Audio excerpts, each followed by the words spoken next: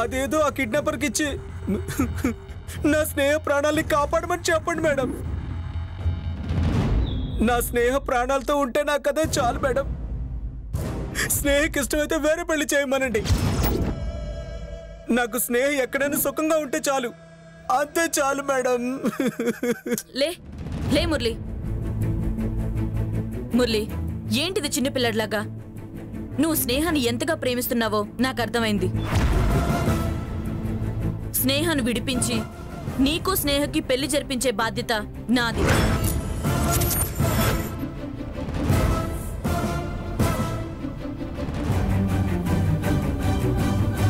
శోభం madam, ప్రసాదం తీసుకోండి. స్వరాజ్యం.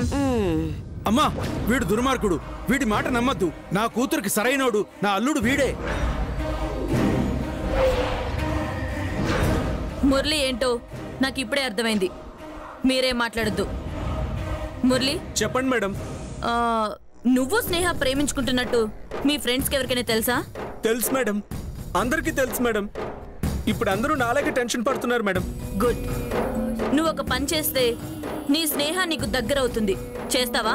మీరేం చేయమన్నా చేస్తా మేడం. అదేం పెద్ద పనేం కాదు, చాలా సింపుల్. 30 లక్షలు తీసుకొస్తున్నట్టు రాఘవ్ గారు కిడ్నాపర్స్ కి ఫోన్ చేస్తారు.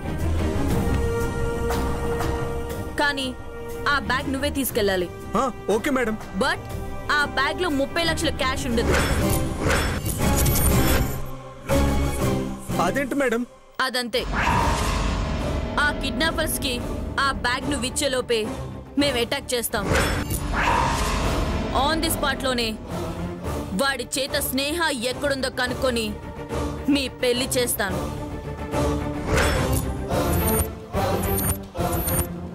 సారీ మేడం, వాడు నోట్లు లేవని తెలిసిన మరుక్షణం నా స్నేహం చంపేస్తాడు మేడం. నో, ఆ అవకాశం నేను ఇవ్వను. ఇక నువ్వు వెళ్ళు. నేను నీకు కాల్ చేస్తాను, వెంటనే రా. ఓకే?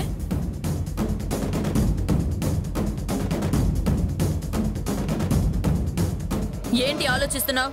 వెళ్ళు. అలాగే మేడం.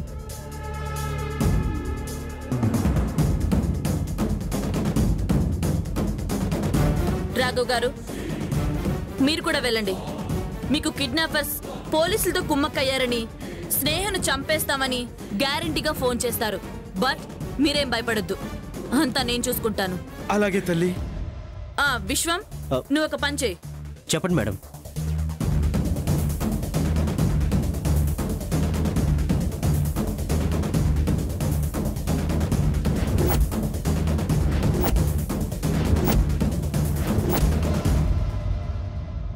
ఓకే? అలాగే madam. Thank you madam. Okay, you can go.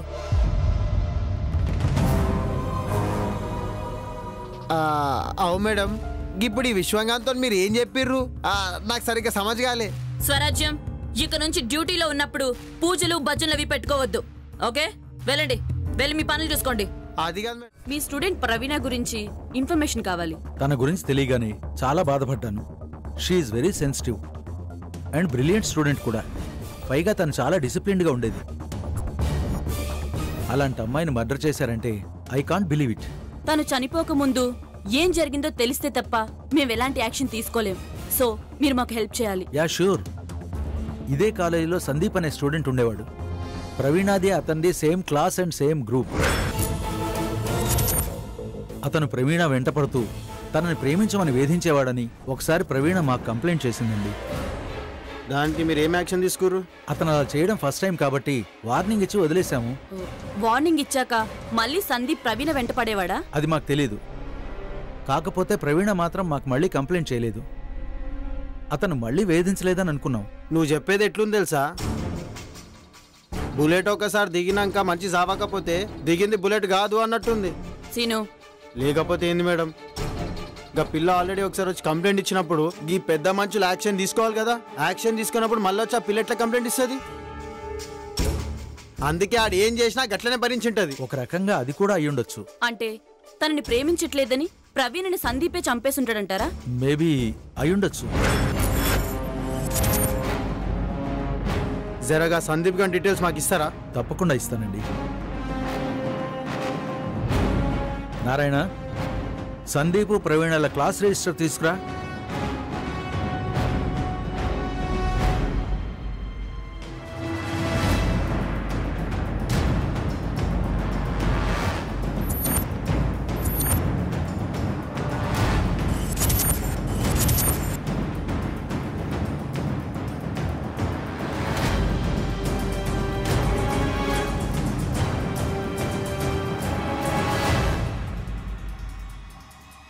Okay sir, if you don't mind ఆ రిజిస్టర్ మనం తీసుకోపోవచ్చా? అలాగే.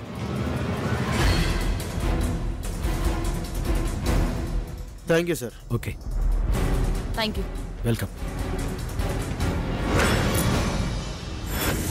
సందీప్ ఎక్కడా? ఎందుకు? మావాడేం తప్పు చేశాడు? ప్రతి విధవ చేసే పనే చేశాడు. ఆ వివరాలు తర్వాత చెప్తాను. ముందు మీ కొడుకు ఎక్కడున్నాడో చెప్పండి. సందీప్ ఇంట్లో లేడు మేడం.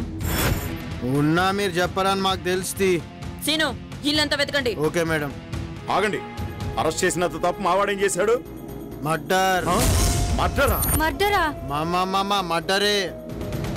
ఒక అమ్మాయిని చంపిండాడు. ఆన్ని పట్టిస్తే మీకే మంచిది, లేదంటే ఆయనతో పాటు మిమ్మల్ని కూడా లోపలేయాల్సి వస్తుంది. నమ్మను, నేను నమ్మను. నా కొడుకు మనుషుల్ని చంపేంత దుర్మార్గుడు కాదు. ప్రతి తల్లిదండ్రులు చెప్పే మాటలు ఇవే. సీను, టైం వేస్ట్, వెళ్ళి వెతకండి. Okay madam.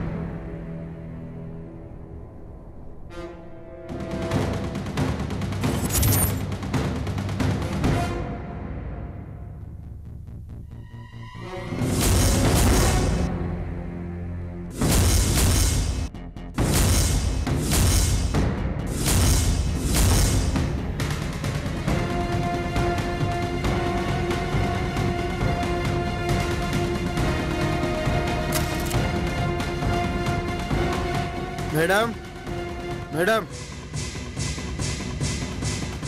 ఏమైంది? ఇల్లు మొత్తం దోలాడినా మేడం, ఏడగనిపిలే కొడుకు. చూడండి, నేరం చేసినవాడు తనకు తానుగా వచ్చి లొంగిపోతే శిక్ష తక్కువ పడుతుంది. అదే మేం వెతికి పట్టుకుంటే శిక్ష ఎక్కువ పడుతుంది. తెలుసో తెలియకో ఆవేశంలో తప్పు చేస్తుంటారు. పోలీసులకు భయపడి తప్పించుకొని తిరుగుతూ ఉంటారు. అదే వాళ్ళు చేసే పెద్ద తప్పు. నా మాట విని మీ వాడెక్కడున్నాడో చెప్పండి. శిక్ష తగ్గించేలాగా నేను చూస్తాను. నిజంగా మాకు తెలీదమ్మా. వాడింటికి వచ్చి 2 రోజులైంది. అంటే ఆడు 2 రోజుల క్రితమే చంపాడనమాట. నిజం సార్. మొన్న కాలేజీకని వెళ్ళిన వాడు ఇప్పటి వరకు రాలేదు సార్. 2 రోజుల నుంచి వాడు ఏమైపోయాడో, ఎక్కడున్నాడో, ఎలా ఉన్నాడో తెలియదు సార్. ప్రాణాలు అరచేతిలో పెట్టుకుని బతుకుతున్నాను సార్. చూసారా, మీ కొడుకు 2 రోజులు కనిపించకపోతేనే మీరు ఇంతలా ఏడుస్తున్నారు. మీ వాడు చేసిన దుర్మార్గం వల్ల బిడ్డను శాశ్వతంగా పోగొట్టుకున్న ఆ తల్లిదండ్రులు ఎంత కుమిలిపోతూ ఉంటారో ఒక్కసారి ఆలోచించండి. తప్పు చేసిన వాడిని చట్టం వదలదు. నేరస్తులకి శిక్ష తప్పదు. చట్టానికి సహకరించి మీరు మంచి మనుషులుగా మిగులుతారో, నేరస్తునికి సహకరించి స్వార్థపరులుగా మిగులుతారా అనేది మీ ఇష్టం. కానీ ఒక్కటి మాత్రం నిజం,